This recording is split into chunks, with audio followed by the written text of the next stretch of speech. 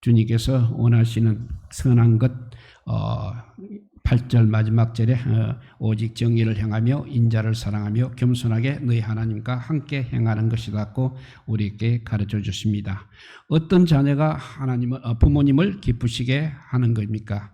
어릴 때는 건강하게 자라는 것일 것입니다. 그리고 학생 때는 공부를 잘하는 것입니다. 그리고 대학을 마친 후에는 건강보다 공부를 잘하는 것보다 이제는 사회에 나가서 열심히 일을 해서 성공하는 것이라 할 수 있겠습니다. 성실하게 일하고 돈을 벌어서 사회적으로 면망을 얻을 뿐 아니라 부모님을 잘 모시는 것이 아마 부모님을 기쁘게 하는 일일 것입니다. 부모는 자녀의 성장에 따라 이렇게 기대치가 자꾸 달라지고 있습니다. 언제까지 공부만 하고 있는 자녀를 본다면 부모님의 마음은 어떻겠습니까? 얼마 전에 신문에 이런 기사가 실린 적이 있었습니다. 노부모님의 노후를 위해서 누가 책임을 져야 하는가 하는 것에 대한 물음이었습니다. 그 물음에 부모님의 노후를 가족과 정부와 그리고 사회가 공동적으로 책임을 져야 한다고 생각하는 사람이 자녀가 책임져야 한다는 그런 사람보다 많아진 것으로 조사가 되었습니다. 취업을 하지 못한 성인 자녀의 용돈도 과연 부모가 줘야 한다는 응답 역시 71%까지 이르렀다고 합니다. 그 기사는 아직도 부모는 자식들을 뒷바라지해야 하는가 하는 것이었습니다. 신앙생활을 한번 살펴봅니다. 대학을 졸업하고 취업을 해서 이제 가정의 경제를 책임져야 할 위치에 있을 만큼 성장을 했습니다. 그럼에도 우리 신앙 현실은 어떻습니까? 아직 혹시 어린 아이 상태에 머물러 있지는 않고 있습니까? 하나님께서는 우리에게 어떤 신앙생활을 원하시고 기뻐하십니까? 교회 생활을 통해서 그냥 예배하고 기도하고 전도하고 헌금 드리는 행위만이 하나님을 기쁘시게 하는 행위입니까? 그만이 선한 행위라고 할 수 있는 것입니까? 하나님을 사랑하는 최고의 수단은 아마 아닐 것입니다. IQ만 좋다고 공부를 잘하고 성공적인 삶을 살 수 있는 것도 역시 아닌 것입니다. 성도의 구원에도 역시 영적 지수만 높으면 된다고 착각해서는 안 된다는 것입니다. 오늘 본문 8절이 그것을 우리에게 명시하고 있습니다. 사람아, 주께서 선한 것이 무엇임을 너에게 보이셨나니 했습니다. 이 말씀은 주님께서 정작에 다 선한 일이 무엇인지를 보여주셨다는 말씀입니다. 선한 일이 무엇입니까? 예수님께서는 누가복음 10장 선한 사마리아 비유에서 율법사에게 이렇게 말씀하십니다. 강도 만난 이웃에게 자비를 베푸는 일이 선한 일이라고 말씀하셨습니다. 또 부자 청년 관원이 영생에 관하여 질문할 때에도 예수님께서는 선한 일이 무엇인지를 누가복음 18장 22절에 이렇게 가르쳐 주셨습니다. 너에게 있는 것을 다 팔아 가난한 자들에게 나누어 주라 하셨습니다. 우리에게 영적 지수 그것만 중요한 것이 아니라는 것입니다. 도덕 지수, 사회적 지수도 중요하고 높아야 합니다. 예배하고 기도하고 헌금 잘 드리면 구원이 완성되는 것이 아니라는 것입니다. 교회 생활, 가정 생활, 사회 생활 중 어느 생활이 중요하다고 생각하십니까? 우리는 보통 신앙 생활을 잘해야 한다고 말하고 있습니다. 신앙 생활은 교회 생활만을 말하는 것이 아니라는 것입니다. 신앙 생활은 우리의 모든 삶을 하나님과의 관계에서 사는 것을 의미하는 것입니다. 교회 생활만큼 가정생활, 사회생활이 중요하다는 사실을 다시 인식을 해야 합니다. 주님께서는 교회 생활이 최고로 중요하다고 그렇게만 가르치지 않으셨습니다. 다만 하나님을 우선순위로 삼아야 됩니다. 그런데 세상의 소금과 빛이 되라고 가르쳐 주셨습니다. 하나님께서는 오늘 미가 선지자를 통해서 오늘을 사는 우리들에게 사람아 주께서 말한 선한 것이 무엇이냐고 묻고 있습니다. 하나님 앞에 선한 것이 무엇입니까? 하나님이 또 우리에게 요구하시는 것이 무엇입니까? 첫째는 오직 공의를 행하는 것입니다. 하나님의 선한 것이 무엇인지 예면한 채 살아가는 이스라엘 백성들은 회개를 촉구하는 이사야와 동시대에 활동했던 미가 선지자에게 세 가지를 물어보았습니다. 첫째 물음은 1년 된 송아지 번제물로 하나님께 제사 드리는 것이 참된 회개냐 하는 것이고, 두 번째는 엄청난 수양의 기름으로 하나님께 드리는 것이, 제사 드리는 것이 참된 회개냐 하는 것이고, 세 번째는 초태생인 맏아들을 제물로 드리는 것이 참된 회개냐고 묻는 것입니다. 당시 이스라엘 백성들은 무조건 하나님께 제사만 잘 지내면 모든 문제가 해결되고 모든 죄가 사해지는 것으로 생각하고 있었습니다. 그래서 미가 선지자가 하나님 앞에 잘못을 회개하라고 촉구하자 어떤 제사를 드리면 회개가 되겠냐고 이렇게 세 가지로 반문을 하고 있는 것입니다. 물론 하나님 앞에 회개를, 제사를 드린다는 것은 참으로 중요할 뿐 아니라 우선되어야 할 일인 것입니다. 하지만 보다 중요한 것이 무엇이겠습니까? 무엇이 선한 것이며 무엇이 중요하다고 말하고 있습니까? 오늘 본문 8절이 대답하고 있습니다. 너에게 구하는 것이 오직 공의를 행하며 있습니다. 그러니까 하나님 앞에 선한 것 첫째가 오직 공의를 행한다는 것입니다. 그러면 공의는 무엇을 말하고 있는 것입니까? 공의, 자스티스, 영어로 공의, 자스티스, 정의, 어려운 행위를 말하는 것입니다. 바리새인들처럼 고르반만 들었다고 부모의 공경에 의무를 다하는 것으로 착각해서는 안 되는 것입니다. 교회 생활만 잘하면 사회생활을 아무렇게나 해도 되는 것입니까? 하나님만 잘 섬기면 모든 문제가 해결되고 모든 죄가 사해지는 것은 아니라고 말하고 있는 것입니다. 공의를 행한다는 것은 바로 가난하고 또 억압받는 사람들의 부르짖음에 귀를 기울이고 그들의 원한까지 풀어주도록 힘쓰는 것을 말하고 있습니다. 굶주리고 목마르고 헐벗은 자들을 돌보는 것을 의미하고 있는 것입니다. 시장에서 공정하게 거래하는 삶을 의미하고 있습니다. 오늘 본장 10절에서 11절 뒤에 보면 잘못된 삶을 지적하면서 일상생활의 부정한 거래를 중단하라고 요구하고 있습니다. 저울추를 속이는 일을 하지 말라고 하고 있습니다. 12절에 가서는 거짓말을 하지 말라고 합니다.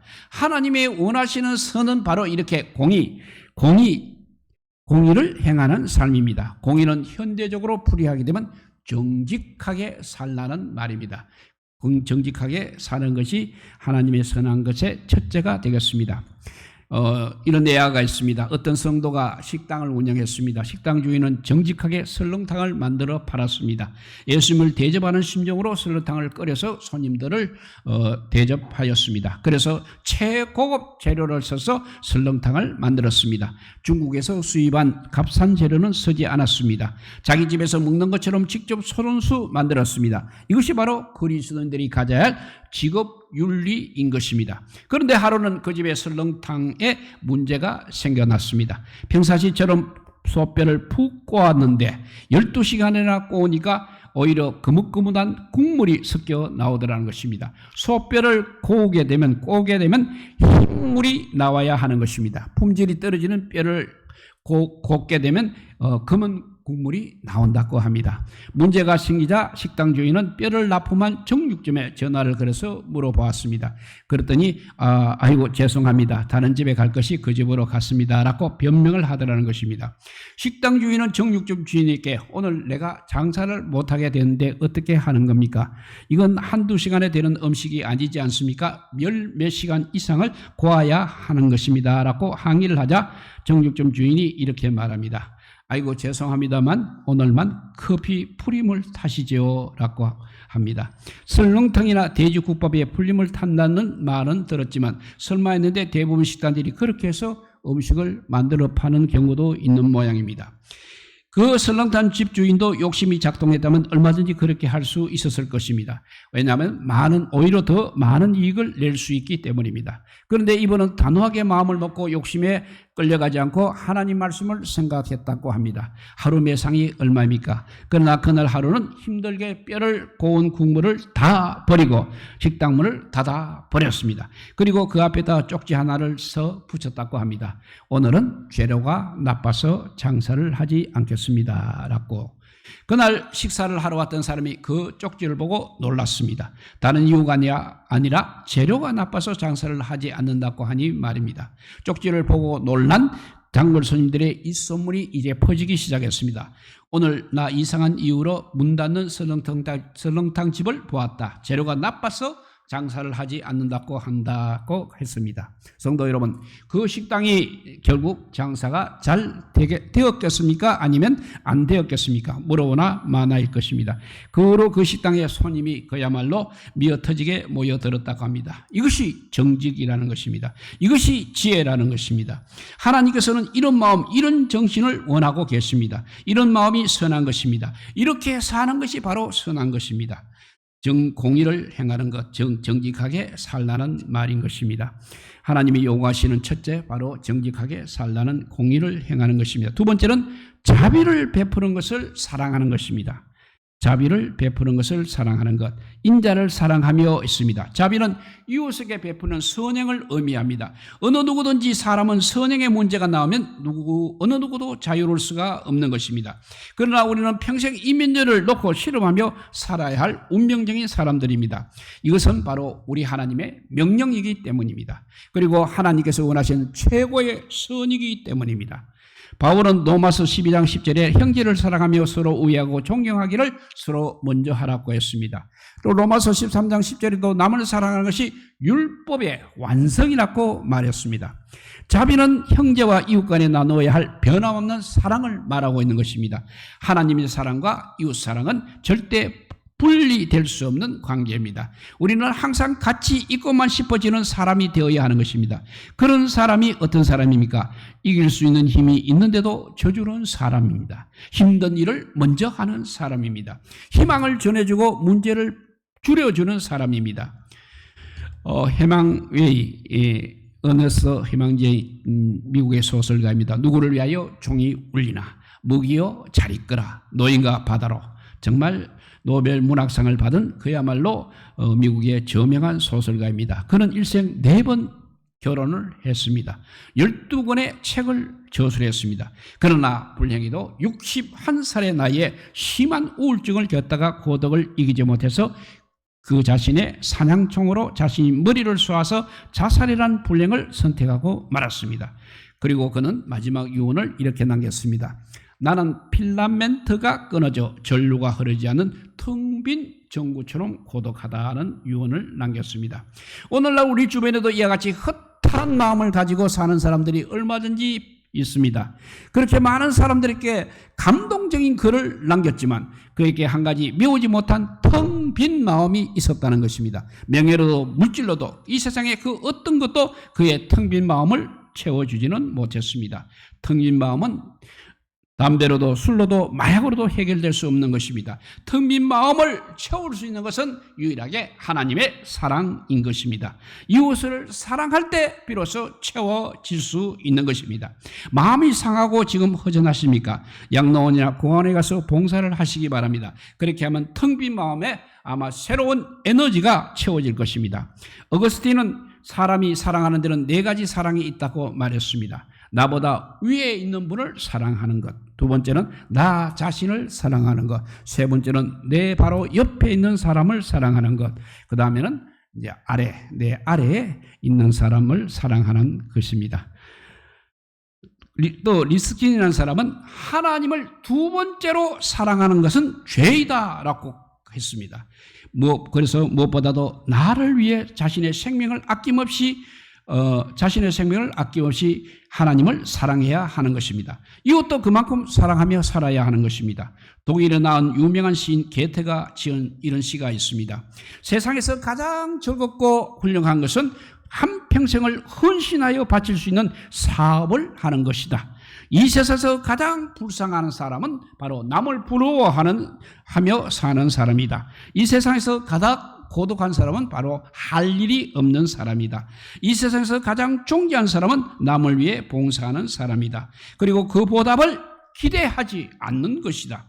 이 세상에서 가장 아름다운 것은 모든 것에 사랑을 갖는 것이다 라고 했습니다. 밤하늘에 별이 있기에 밤하늘은 별이 있기 때문에 아름답습니다. 초원은 꽃들이 있기 때문에 아름답습니다. 사람은 어떨 때 가장 아름답습니까? 마음속에 선을 베풀려고 하는 사랑이 있을 때 가장 아름답습니다. 그 사랑을 퍼올려서 가난하고 소외되고 포로된 자를 배려하고 위로해주는 삶을 사는 것입니다. 사랑을 가진 사람들이 사는 세상은 가장 아름다운 세상입니다. 주님께서 우리 대신 죽음으로 우리에게 생명을 주신 이유는 어머니 같은 사랑을 가지고 세상을 구원하라는 것입니다. 하나님께서는 우리에게 온 세상을 사랑할 수 있는 어머니 같은 심령을 가진 사람이 되기를 원하고 계십니다. 강도받는 사람의 이웃이 될 수 있는 사람은 어떤 사람이었습니까? 예배를 잘 드리는 사람, 기도를 많이 하는 사람, 찬송을 잘 받는 사람, 이런 사람이 아니라 주님은 자비를 베푸는 사람이라고 말씀했습니다. 하나님께서 우리에게 요구하는 것이 무엇입니까? 세상에서 가장 선한 것이 무엇입니까? 이웃에게 자비를 베푸는 사람입니다. 갈급한 사람에게 생수를 공급해 주는 사람, 더위에 지친 사람에게 그늘이 되어주는 사람, 쉼이 필요한 사람에게 쉼터가 되어주는 사람, 바로 이런 사람이 하나님께서 원하시는 사람입니다. 세상도 이런 사람을 원한다는 사실입니다. 평소에 예수님께서 가르쳐 주신 말씀입니다. 내가 사랑받지 못한 것은 내가 사랑하지 않았기 때문이다. 지금까지 믿어온 삶이 혹시 바리새인의 삶과 같지는 않은지 한번 생각해 보시기 바랍니다. 이렇게 하나님께서 우리에게 요구하시는 첫째는 공의를 행하는 것, 두 번째는 자비를 베푸는 것을 사랑하는 것, 세 번째는 이제 겸손하게 하나님과 동행하는 것입니다. 오늘 본문에서 하나님과 평생 동행할 수 있는 비결을 소개하고 있습니다. 그것이 무엇이냐면 오늘 본문을 현대인 성경으로 한번 읽어보면 겸손한 마음으로 너희 하나님과 교제하며 사는 것이다 라고 했습니다. 나무 위에서 바라보는 삭개오를 나무라지 않고 도리어 우러러 보며 존중해주는 주님의 모습이 바로 주님의 겸손인 것입니다. 하나님과 동행하며 살 수 있는 비결은 첫째도 겸손이요, 둘째도 겸손이요, 셋째도 겸손인 것입니다. 사슴 한 마리가 목이 말라서 물을 마시기 위해서 호수를 찾아왔습니다. 사슴은 물을 마시기 위해서 머리를 숙였다가 물에 비친 자신의 모습을 보게 되었습니다. 사슴은 자신의 뿔을 보고는 너무나 아름답게 보여 자랑하고 싶었습니다. 그래서 사슴은 자신의 뿔을 더 자세히 보기 위해 물 가까이 갔습니다. 그랬더니 이번에는 자신의 다리가 물에 비치고 있습니다. 물에 비친 자신의 다리는 너무 가늘고 볼품없게 보였습니다. 보면 볼수록 자기 다리가 못생겼다는 생각이 들었습니다. 그래서 다리만 생각하면 슬퍼졌습니다. 이렇게 가늘고 무딘 자리로 다리는 없는 이만 못하다고 생각합니다. 그런데 갑자기 사자가 나타나서 달려들었습니다. 놀란 사슴은 정신없이 도망치기 시작했습니다. 못생겼다고 생각했던 바로 그 가느다란 다리로 껑충껑충 뛰어서 도망을 쳤습니다. 사슴은 이제 살았다고 생각했습니다. 그런데 그만 자신의 뿔이 나무가지에 걸리고 말았습니다. 그렇게 자신을 자랑스럽게 생각했던 그 뿔 때문에 오히려 사자의 밥이 되고 말았다는 이야기입니다. 그래서 사슴은 죽어가면서 지금까지 욕마했던 다리 덕분에 목숨을 구할 수 있었는데 오히려 자랑으로 여겼던 그 뿔 때문에 이제 죽게 되었구나 하며 탄식했다고 합니다. 사슴의 모습은 우리 인간들의 어리석은 모습을 상징하고 있습니다. 많은 사람들이 헛된 것을 자랑하며 살고 있습니다. 우리 모두 그렇게 하고 있습니다. 지금까지 주일 예배에 한번 빠지지 않았다고, 그리고 눈이 오나 비가 오나 기도에 한번 빠지지 않았다고, 아무리 힘들어도 11조도 떼어먹지 않았다고 은근히 자랑할 때가 있었을 것입니다. 그러나 그런 자랑은 다 교만인 것입니다. 우리의 행위에 대해 하나님 앞에 자랑할 것은 아무것도 없다는 것입니다. 우리의 행위로는 전혀 구원을 받을 수가 없기 때문에 그렇습니다. 그래서 성경은 교만에 대해서 무엇이라고 말하냐면 잠언 16장 18절에 보면 교만은 패망의 선봉이요 거만한 마음은 넘어짐의 앞잡이라고 했습니다. 아시아의 최대 부호인 싱가포르의 리카싱 회장에게 성공이 무엇이냐고 물어봤습니다. 내가 지나치게 교만한 것은 아닌지 항상 스스로에게 묻는다. 이것이 나의 바로 성공 비결이라고 했습니다. 세상에서 성공하는 비결도 바로 이 겸손이라고 한다면 우리가 지금까지 성공하지 못한 것은 바로 이 겸손하지 못한 까닭이 아니겠습니까? 하나님이면서 스스로 사람으로 낮아지신 예수님을 우리가 생각한다면 우리는 더 낮아지고 더 겸손해져도 감히 자랑할 수 없는 것입니다. 겸손하게 사는 방법, 그것은 바로 예수님의 마음을 품고 사는 길입니다. 이 말씀을 한번 정리해 봅니다. 우리는 세상 속에 살아가는 사람들입니다. 사회생활을 외면하고는 하나님의 뜻을 전할 수 없습니다. 가정생활을 등한히 하고는 하나님의 뜻을 성취할 수 없습니다. 사회생활의 변화를 외면한 채 살아가는 교회생활은 하나님께서 원하는 것이 아니라는 것입니다. 그러니까 선한 것이 될 수 없다는 것입니다. 오늘 미가 선지자와 동시대에 활동한 이사야 선지자는 사회생활을 등한히 하고 교회에 와서 거룩한 척하면서 드리는 예배는 가증하다고 말했습니다. 이렇게 가증스러운 제사나 헌금 그리고 기도를 드리니 차라리 드리지 말라고까지 탄식하며 이사야 선지자는 질책을 하였습니다.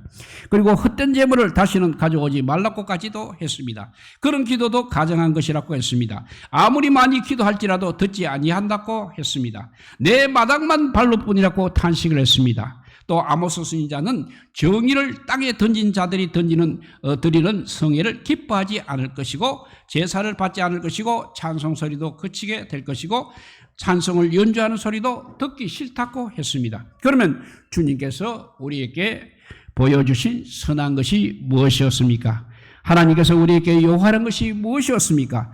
이사야 선지자는 이사야서 1장 17절에 선행을 배우며 공의를 구하며 학대받는 자를 도와주며 고아를 위하여 신원하며 가부를 위하여 변호하라 하셨느니라고 말씀하고 있습니다. 지금 우리는 영적 지수도 중요하지만 무엇보다도 사회적 질서를 높여야 할 때입니다. 오늘 본문에서 하나님께서 바로 그것을 우리에게 요구하고 계십니다. 오늘 본문의 미가 선지자가 전하는 말씀에 우리가 길을 열고 우리의 잘못이 무엇이 되었는가를 찾아내어서 주님께서 몸소 보여주신 삶을 실천하여 하나님의 선을 이 땅에 가득하게 채우는 성도들이 되시기를 우리 주님의 이름으로 축복드립니다. 기도하겠습니다. 사랑의 하나님 감사합니다.